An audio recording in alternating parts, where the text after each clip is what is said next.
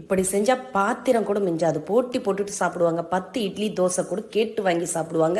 அதுக்கு ஒரு ஃப்ரை பேனில் 2 டீஸ்பூன் கடலைப்பருப்பு, 1 டீஸ்பூன் கொத்தமல்லி, அரை டீஸ்பூன் ஜீரகம் எல்லாம் சேர்த்து நல்லா வறுபட்டதும் இதோட 5 பூண்டுப்பல் கூடவே அரைக்கப்பளவுக்கு பொட்டுக்கடலையும் சேர்த்து நல்லா வறுத்துக்கங்க.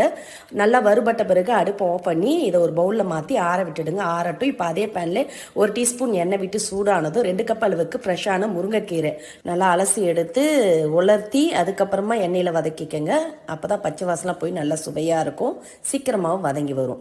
இது மாதிரி நல்லா வதக்கின பிறகு அதை ஆற விட்டு மிக்ஸி ஜாரில் மாற்றிக்கலாம். இப்போ மிக்ஸி ஜாரில் நம்ம ஏற்கனவே வறுத்து ஆற வச்ச பொட்டுக்கடலை, கடலைப்பருப்பு எல்லாத்தையும் பூண்டு சேர்த்துட்டு கூடவே அரைக்கப்பளவுக்கு ஃப்ரெஷ்ஷான தேங்காய், 3 பச்சை மிளகா, வதக்கி ஆற வச்ச முருங்கைக்கீரை, கூடவே உப்பு, ஒரு சின்ன துண்டு புளி எல்லாம் சேர்த்து அரைக்கப்பளவுக்கு தண்ணீர் சேர்த்து நல்லா மைய அரைச்செடுத்து மிக்சிங் பவுலில் மாற்றிட்டு இதுக்கு தாளிப்பு ரெடி பண்ணி ஊற்றி கலந்தீங்கன்னா நல்லா மணக்க மணக்க சுவையான முருங்கைக்கீரை சட்னி ரெடி.